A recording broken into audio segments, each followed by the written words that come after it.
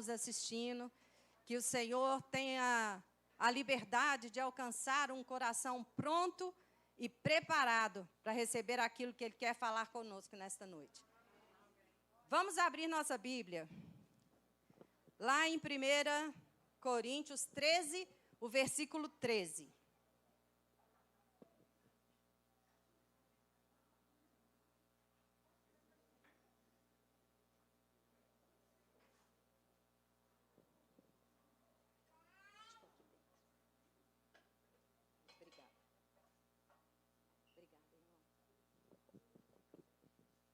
Amém?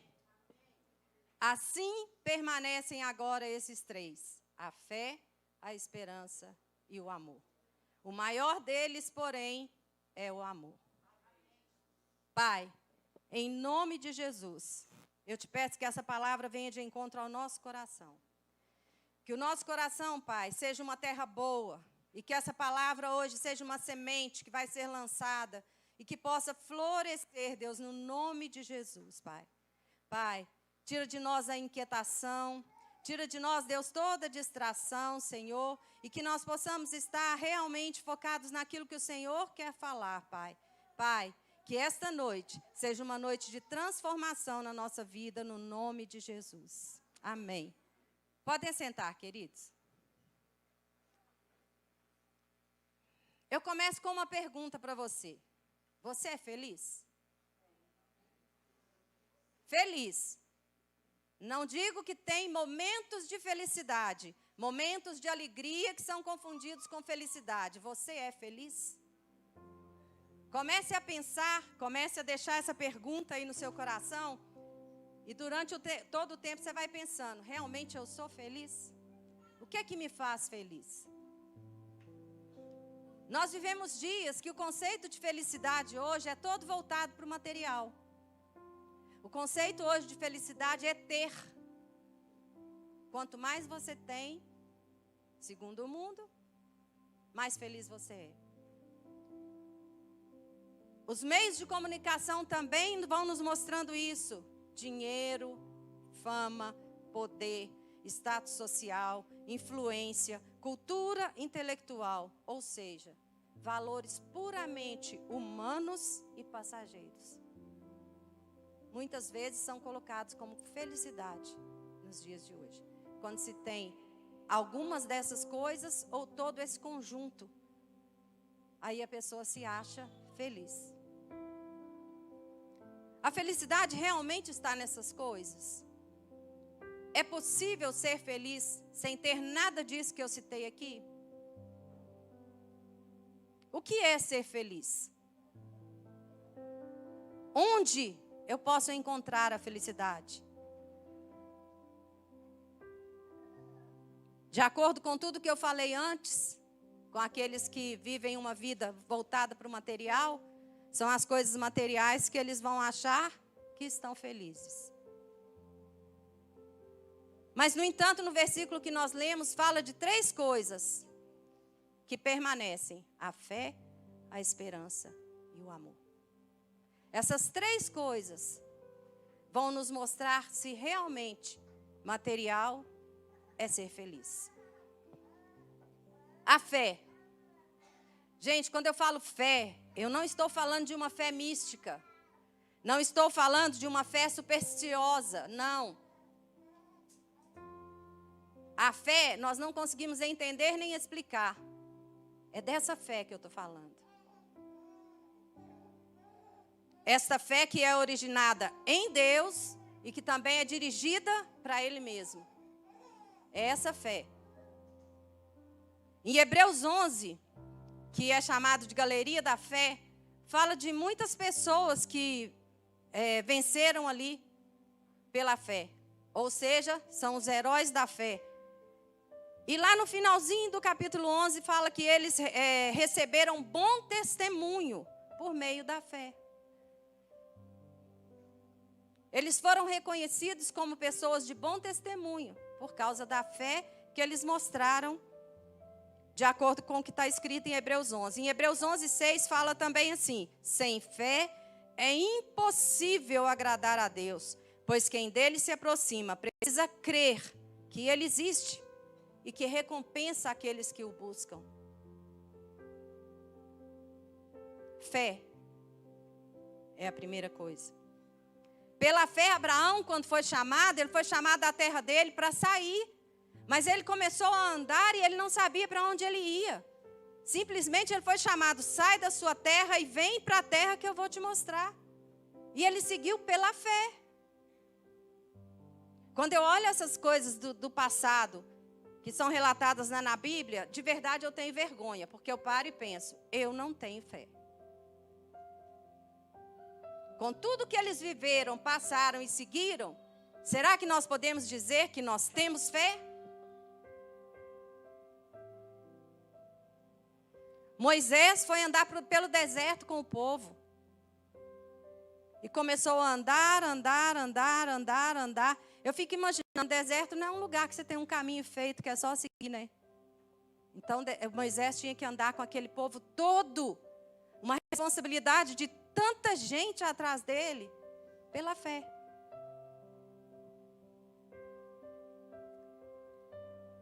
E no finalzinho do capítulo 13 fala assim, e o mundo não era digno deles. Será que quando eu e você sairmos daqui, os que ficarem vão pensar, o mundo não era digno dele, o mundo não era digno dela, porque ela viveu uma vida de bom testemunho, de fé.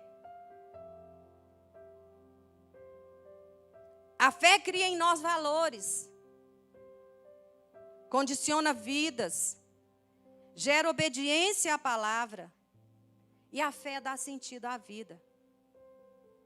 Já é comprovado, né, em estudos que a fé, quando a pessoa está doente e ela tem essa fé genuína, essa fé verdadeira, essa fé que vem dele e volta para ele, elas são curadas. Existe algo que acontece no cérebro da pessoa, diferente, por causa da fé. Quando nós somos sacudidos pelos vendavais da vida, é preciso manter a fé. Está vendo tantos motivos que nós precisamos atentar e cuidar de ter essa fé? Aprender o que é essa fé, viver com essa fé. Muitas vezes, quando nós não sabemos o que fazer diante de uma tragédia, diante de uma luta, diante de um vendaval, a fé acende em nós uma chama de vigor e nos retorna à normalidade, nos lembrando que Deus, o Deus da nossa fé, é maior do que os nossos problemas. Mas sabe naquele momento de desespero, que quando surge um problema que você não vê saída, você não sabe como que você vai resolver aquele problema, parece que a fé também some. Por algum tempinho assim, a fé some. E o desespero vem. E é nesses momentos que aquietar, porque a fé que tem lá dentro vai te fazer pensar, o meu Deus é maior do que esse problema. E Deus já entrou em alguma batalha para perder? Você sabe de alguma batalha que ele perdeu?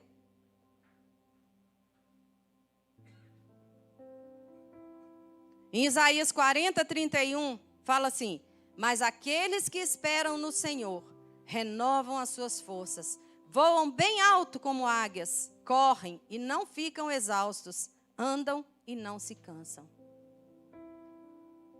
Eu fiquei pensando como que nós precisamos desse versículo hoje, nos dias de hoje. Sabe, para mim, eu preciso dele. Tem dias que amanhece o dia e passa um pouquinho, acorda, tem 1 hora que você acordou, 2 horas, parece que você tem um cansaço tão grande que parece que você não dormiu durante a noite. Parece que você passou a noite trabalhando.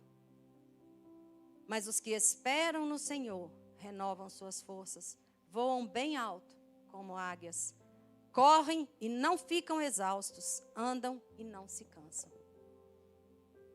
A fé nos leva a um relacionamento vivo e pessoal com o Criador. Jó, no final da vida dele, ele fala assim, antes eu te conhecia só de ouvir falar, mas agora Os meus olhos te veem. Agora, Senhor, eu posso te ver. Agora, de verdade, eu entendo o que é o Senhor na minha vida. Agora, de verdade, eu vejo o que é o Senhor cuidando de mim. Porque antes era de ouvir falar. A sua vida hoje ainda é de ouvir falar? Nós precisamos ter esse relacionamento com Deus estreitado para poder viver aquilo que Ele tem para nós. A segunda coisa que a gente vê é a esperança. O mundo hoje é seguro? Não. Nós temos nos tornado inseguros por causa de tudo que tem acontecido? Sim. Temos sentido medo muitas vezes? Sim. Principalmente se a gente ouve jornal todo dia ou se a gente lê demais, né? Porque tem jornal que quando você torce assim, você pode parar que sai sangue. E se você fica assistindo demais, você começa a ter medo até de abrir a janela da sua casa. Nós precisamos estar mais ligados naquilo que é do Senhor do que em muitas notícias. Porque muitas notícias não trazem paz. Se a gente começa a escutar, são muitas. Não vai trazer paz. Pelo contrário, vai aumentar o nosso medo. Vai aumentar a nossa insegurança. E isso não importa onde nós estamos vivendo. Nós vamos viver tensos e inquietos. Interior hoje é sinônimo de segurança? Antigamente era, né? Ir para o interior era sinônimo de vou ter uma vida tranquila e sem medo. Hoje já não é mais. Não tem lugar para a gente falar assim, esse lugar é seguro. E por causa de tudo isso, muitas pessoas têm perdido as esperanças. Às vezes você olha tudo o que está acontecendo à sua volta e você fala, não espero, não tem como esperar uma mudança. Sim, aos olhos humanos, sim. A desilusão ganha o coração de muitas pessoas. A nossa descrença hoje é geral, em toda a instituição. E aí a desilusão toma conta. Escândalo, corrupção, inversão de valores. O que é que nós podemos fazer? Como nós vamos agir para não perder a esperança? Será que existe esperança em meio a todo esse caos que nós temos vivido? E aí eu te falo uma coisa, nós assustamos muito e falamos muito com tudo que está acontecendo hoje. Mas Sodoma e Gomorra era muito diferente disso? Não é novidade tudo que está acontecendo no mundo hoje. Sodoma e Gomorra já vivia isso. Toda a corrupção, toda a inversão de valores. Do ponto de vista humano, se nós olharmos, não tem esperança. Não tem o que fazer. Não tem como animar. Não tem como prosseguir. Mas do ponto de vista de Deus, é perfeitamente possível ter e alimentar esperança. Com Deus, eu posso. Em Romanos 15, 13, fala assim, que o Deus da esperança nos encha de toda alegria e paz por sua confiança nele, para que vocês transbordem da esperança pelo poder do Espírito Santo. A nossa esperança, ela não vem de qualquer maneira. Pelo poder do Espírito Santo. A esperança mantém dentro uma chama de certeza. Porque quando eu tenho esperança, tudo em volta está um caos, mas eu tenho certeza que algo vai acontecer. Deus vai mudar a situação. E se nós não conseguirmos manter essa esperança, talvez seja o motivo que muitos não conseguem passar por um problema e tiram a própria vida. Porque a esperança se foi. Não existe uma saída. E esse procurar dele é por causa disso, porque não tem uma saída. E com Deus nem tudo está perdido, porque há uma luz no fim do túnel. Nós podemos esperar dias melhores. Enfrentaremos obstáculos? Sim. Mas com uma certeza, a vitória virá.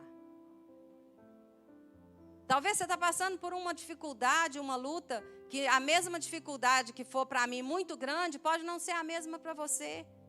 Mas talvez você está passando uma dificuldade que para você é impossível, não existe uma saída. Mas com Ele você vai achar uma saída. Ele vai te fazer passar para o outro lado e cantar o hino da vitória. Porque é isso que Ele faz. E quando você não estiver mais conseguindo caminhar, Ele vai fazer mais, Ele vai te levar no colo. Porque Ele vê que você não está conseguindo. E Ele te leva no colo. E a última coisa que ficou lá do versículo é o amor. Tanto se fala sobre amor, né? Amor hoje tem tantas conotações diferentes. Tanto se fala de amor. Se escreve sobre amor, mas infelizmente, muito pouco se tem vivido do amor verdadeiro. Em 1 Coríntios 13, do 1 ao 7, fala assim: ainda que eu fale as línguas dos homens e dos anjos, se não tiver amor, serei como sino que ressoa ou como prato que retine. Você pode fazer tudo, mas se não tiver amor, é vazio. Ainda que eu tenha o dom de profecia e saiba todos os mistérios e todo o conhecimento e tenha uma fé capaz de mover montanhas e não tiver amor, nada serei. Imagina uma fé capaz de tirar um monte daqui e passar esse monte para lá. Sem amor, ela é vazia. Ainda que eu dê aos pobres tudo o que possuo e entregue o meu corpo para ser queimado, mas não tiver amor, nada disso valerá. O amor é paciente, o amor é bondoso, não inveja, não se vangloria, não se orgulha, não maltrata, não procura seus interesses, não se ira facilmente, não guarda rancor. O amor não se alegra com a injustiça, mas se alegra com a verdade. Tudo sofre, tudo crê, tudo espera, tudo suporta. Quando eu vejo aqui esse amor, tudo sofre, eu me lembro de Maria. Maria ia ouvindo tanta coisa, né? Imagina Maria grávida, sem ter casado. Ela era prometida, considerada como casada, mas ainda não coabitava com seu marido, com José. E fica grávida. Imagina Maria grávida andando pela rua, gente. Imagina os cochichos, a hora que ela passava. Maria, já vai Maria.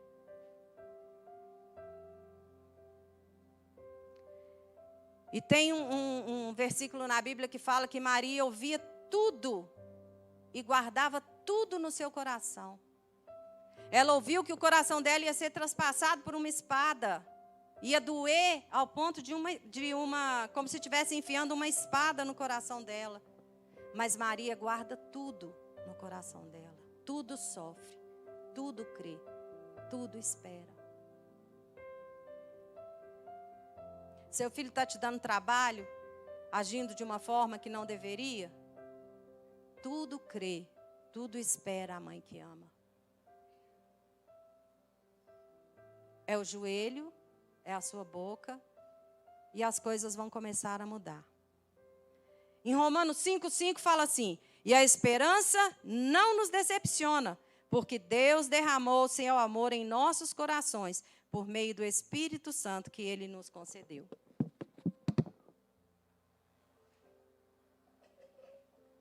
Deus derramou o seu amor em nossos corações. Deus derrama pouco? Muito. Ele derramou. Foi derramado pelo Espírito Santo. A cada dia que eu estou lendo e buscando na palavra, eu tenho mais desse amor. Eu tenho mais, eu tenho mais, eu tenho mais, eu tenho mais. E esse amor transborda. Porque Deus, Ele não tem medida. E esse amor vai transbordando, porque não tem medida. Obrigada. Mas estava dando para ouvir aí atrás? Então tá bom. Foi derramado nos nossos corações. E muitas vezes, esse amor foi derramado. Mas para ele transbordar, eu preciso continuar a minha busca na palavra. Preciso continuar querendo mais e mais e mais de Deus. Mas quando eu não busco, esse amor foi derramado. Mas Deus continua derramando o seu amor, mas eu estou cheio? Deus continua derramando o seu amor e eu estou cheio? Por quê? Porque eu não estou voltada para as coisas de Deus. Quando eu estou voltando para aquilo que Ele quer, para aquilo que Ele fala na Bíblia, para aquilo que Ele me orienta, eu vou sendo cheia e cheia e cheia e cheia e cheia. E esse amor não para. Esse é o amor de Deus derramado em nosso coração. É sem medida. Sem medida. Mas obrigada, gente. Eu preciso continuar buscando, querendo, indo atrás. Deus, o que mais? O que mais? O que mais? Ler aquela palavra. Eu costumo dizer que Deus não nos chamou para ler Bíblia. Ele nos chamou para meditar na palavra dele. Ler Bíblia é muito fácil. Você só lê. Se até hoje você leu a Bíblia, eu te convido a não ler mais, eu te convido a meditar. Meditar é você ler, parar, pensar, perguntar. Deus, o que o Senhor quer falar comigo aqui? Eu li isso, mas eu não estou entendendo. Eu sei que o Senhor quer falar comigo. Lê mais uma vez, lê mais uma vez, lê mais uma vez. Parou de ler? Saiu para lá? Fica com aquilo o dia todo. Sabe? Deixa aquilo ruminar, entrar na sua mente, entrar no seu coração. E você vai pensar naquilo, pensar. Quando chegar à noite, você vai parar e falar assim: nossa Deus, um versículo que ficou na minha cabeça hoje, e o Senhor falou tanto comigo durante o dia. Porque isso é meditar. Quando você lê somente, o versículo fica lá. Você não dá oportunidade para esse versículo entrar aqui na mente e vir para o coração, não. Você precisa ruminar essa palavra. Você precisa deixar entrar, volta, entra, volta, até você entender. Deus, o que o Senhor quer falar comigo aqui? E se você só lê, você pode fazer a experiência, você só lê, no instante você esquece os versículos. Eu amo anotar todo culto eu gosto de anotar, fazer minhas anotações ali. Sabe por quê? Teve um tempo que eu não anotava. E eu chegava em casa e alguém perguntava para mim assim: como que foi o culto? Não, foi uma bênção. O que o pastor pregou? Ah, peraí que eu tenho que lembrar. Foi lá, deixa eu lembrar qual versículo que foi mesmo. Ai, aquele. Mas eu não estou lembrando o que ele falou, não. Quando você anota, você ouve, você escreve e você lê. Aí quando chega em casa, às vezes se você anotar uma palavra, a hora que você chegar em casa, que você lê uma palavra, você fala assim: nossa, essa hora o pastor falou isso, isso e isso. É preciso guardar aquilo que você está ouvindo. Eu não venho na igreja para ouvir quem está aqui da frente falando durante a ministração do louvor, durante a pregação, só para ouvir. Aquilo que eu estou ouvindo aqui é para eu colocar em prática. E se você vem aqui e fala, muitas vezes Deus vai te colocar à prova com tudo que você falou.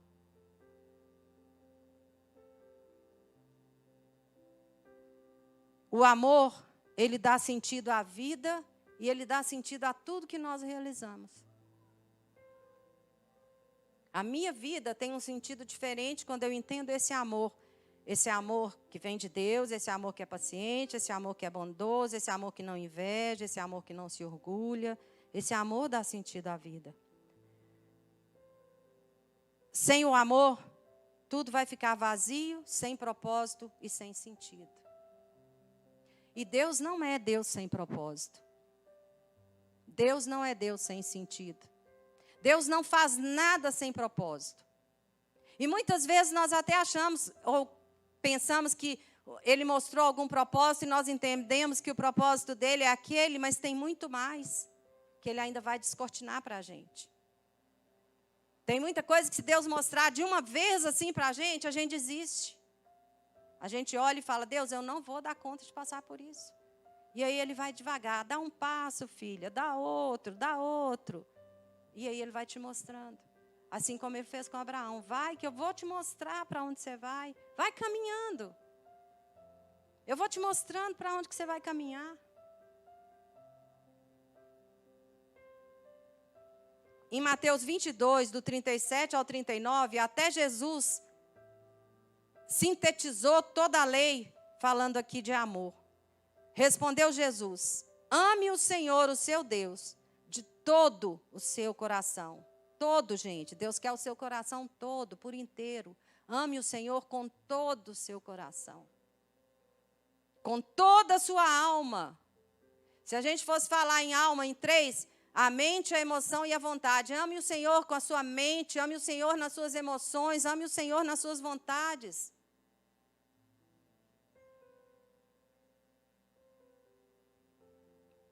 E de todo o seu entendimento. Este é o primeiro e maior mandamento.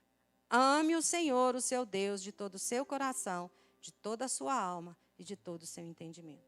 E o segundo, que é semelhante a esse, ame o próximo como a si mesmo. E se eu não me amo? Como que eu vou amar o próximo? Ame o próximo como você se ama. Se eu não me amo, eu não consigo amar o meu próximo, porque eu não me amo.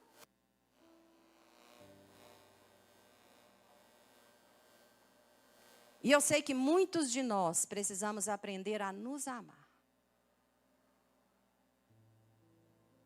Muitos. Nós precisamos aprender a olhar para dentro de nós, a olhar para nós e amar.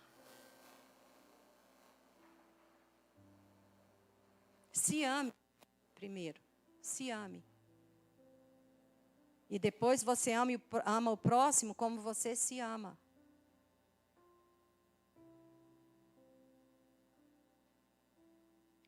Ame a Deus, a si mesmo e ao próximo. O amor, se ele não for cultivado, ele não expande, né? Eu preciso cultivar o amor. Casais, marido e esposa, vocês precisam cultivar o amor. É todo dia. É cultivar todo dia. Como que é o cultivo? É só jogar água? Às vezes nós limitamos a esse cultivar o amor do casal como só jogar água na plantinha. Uma plantinha que está seca, eu chego lá e jogo água. Não. Muitas vezes você precisa cavar aquela terra porque ela já ficou socada e ela não recebe a água direito mais. Então você precisa cavacar em volta da plantinha do amor àquela terra. Você precisa muitas vezes colocar algum tipo de... Eu esqueci o nome, mas eu vou usar vitamina, tá? Adubo, mas eu pensei no líquidozinho que a gente põe. Você precisa adubar quando você afofa essa terra em volta. Porque uma terra que não é adubada, ela vai estar sempre socada. Então você precisa adubar para ser uma terra fofa que recebe água. Casamento precisa disso. Ah, eu não faço isso não, porque o meu marido é muito seco e ele não faz nada, eu vou fazer sozinha? Faça! Sabe o versículo que fala que o amor constrange? Quando você começa a fazer, o outro vai ser constrangido a fazer também. Tem muito casamento aí de muitos anos que a gente vê dissolvendo, que a gente fala assim, puxa vida, mas viveu tanto tempo junto e separa agora? Por quê? Primeira coisa, muitas mães vivem para os filhos e esquecem do marido. Aí os filhos vão embora, porque eles não foram criados, Deus não nos deu os filhos para ficar aqui, guardado aqui debaixo, não. Eles vão sair. Tem o tempo, cada um vai ter a sua vida. E o que você está fazendo no seu casamento, você está ensinando o que ele vai fazer no dele.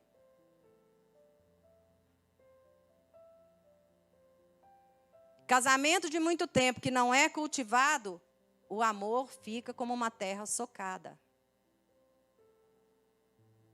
Aduba seu casamento. Aduba esse amor do seu casamento. Cultive esse amor cada dia. Sabe? Um post-itzinho na geladeira, um bilhetinho lá na geladeira. Se você acordou primeiro e saiu, um bilhetinho na geladeira. Ah, meu marido nem lê. Acho que se eu deixar o bilhetinho lá, ele vai abrir a geladeira, fechar e nem vai ler. Então, descobre um lugar que ele vai ler, gente.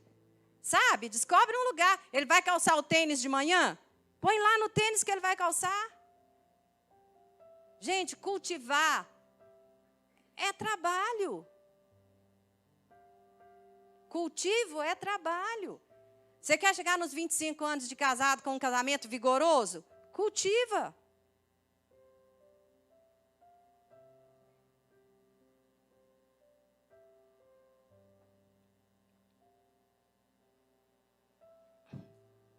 É como na cruz, sabe?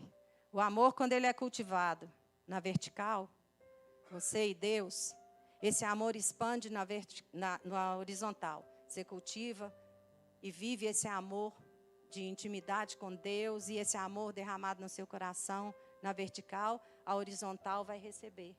Por quê? Porque você enche, vai transbordando e transbordando e transbordando e o amor vai, e o amor vai.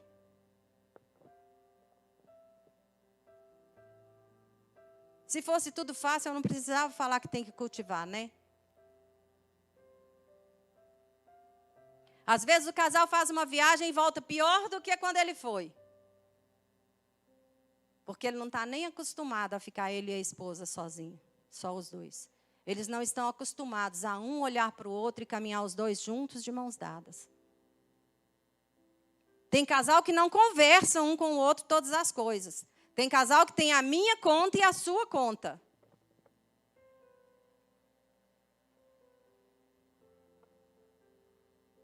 Cultiva o amor no seu casamento. O amor é um poder contagiante e ele é curativo. Ele cura. Se você estiver perto de um casal que talvez está lá muito meloso, você vai olhar e vai falar assim, garanto que tem pouco tempo de casado. Mas você pode ter que dar uma torcidinha, porque tem muitos casais que cultivam e com muito tempo eles ainda estão assim, como estava no início. Eu desafio você a lembrar do dia do seu casamento, do que você falou, da alegria que você sentiu naquele dia, da alegria que seu marido sentiu naquele dia, e algo aqui dentro não balançar. Aí você fala assim, eu olho meu casamento hoje, eu não quero nem lembrar daquele dia. Aí você fala assim, mas pastora, você está falando coisa absurda aí. Não é absurdo não, gente, não é absurdo não. É real. Precisa ser cultivado. E os seus filhos, eles estão de olho no relacionamento que você tem. Talvez você pode até conseguir enganar os seus filhos por um tempo, mas uma hora a cortina abre. E você vai ver que não é tudo aquilo que você pensava que era. Cultiva, gente. Cultiva. Cultiva enquanto você está aí do lado dele. Porque um dia, quando um for tirado, você tem que olhar para trás e falar assim, eu cultivei, eu vivi, tudo que eu podia ter vivido, eu vivi com meu marido. A melhor coisa na vida é quando, igual aconteceu comigo, que você perde o marido, mas você olha para trás e fala assim, não tem nada que eu olho para trás e falo, eu devia ter feito isso. E eu estou falando isso aqui com a minha filha ali me escutando, hein?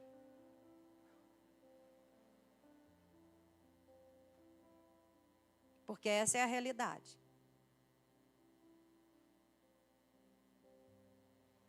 Viver um casamento de uma forma que quando um é tirado, você olha e fala assim, eu nem preciso de outra pessoa, eu tive um marido nota 1000.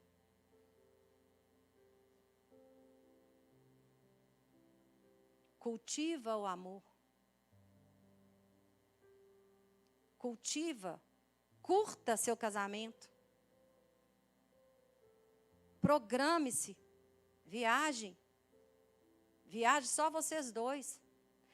Não posso. Como que eu vou fazer com meus meninos? Olha, se você programar e falar, Deus, eu quero, Ele vai prover quem fica com seus meninos. Quando o seu casamento vai bem, quando a sua família está bem estabelecida, nós vamos refletir isso aqui na igreja. Nós vamos refletir aqui na igreja, uma igreja curada, com famílias curadas, com famílias saudáveis, com famílias amorosas.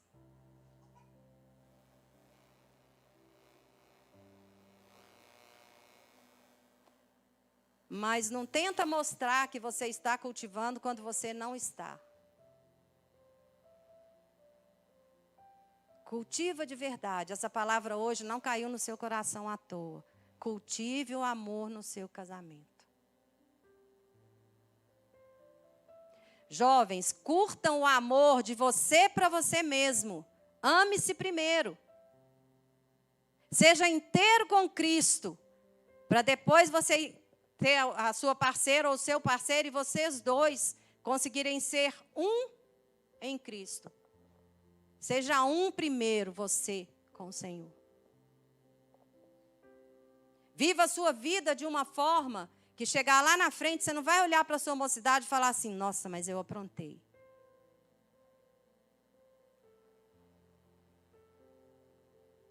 Cultive esse amor pelo Senhor, jovem. E quando você começa a cultivar esse amor, como o amor é contagiante, aqueles que estão à sua volta também vão querer cultivar esse amor com Deus.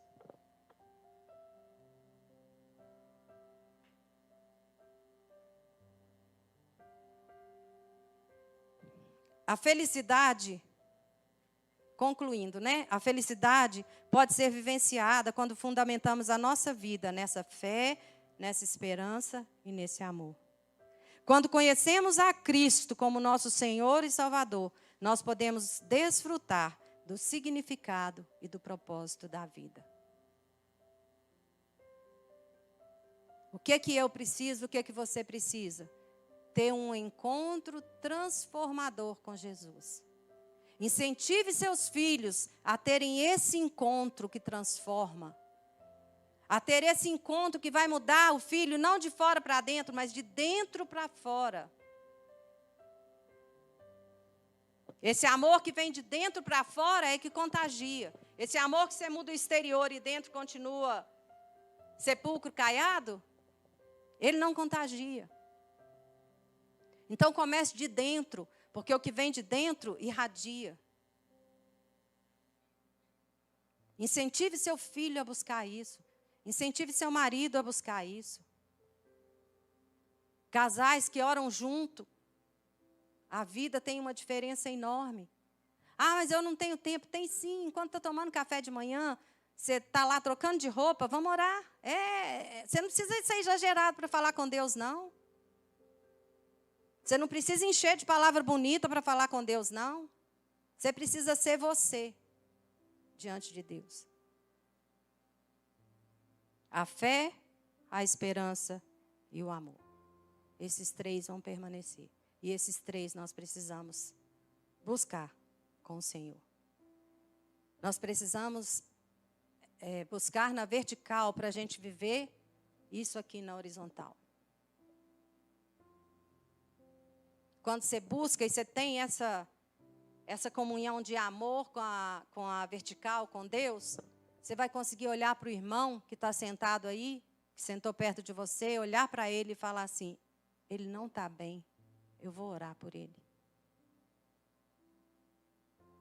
Porque muitas vezes as pessoas entram e saem e ninguém percebe. Ela entra, ela chora no louvor, ela fica cabisbaixa. E às vezes ninguém percebe que ela está de um jeitinho, que ela está precisando do seu apoio. Às vezes a gente lê o versículo que fala que nós devemos suportar o irmão em amor e nós achamos que é suportar. Nossa, esse irmão é muito chato, mas a Bíblia manda eu suportar, né? Então eu vou suportar. Não é suportar desse jeito que a Bíblia fala, não. A Bíblia fala que é suporte. Você vai pegar o braço dele, passar aqui, segurar ele e falar assim, irmão, pode vir. Eu estou sendo o seu suporte agora, vamos. Eu vou junto. Eu vou caminhar com você até que você esteja fortalecido para caminhar sozinho. Seja o suporte para o seu irmão. Busque esse amor, para que esse amor também flua de você. E não se esqueça da fé, da esperança e do amor.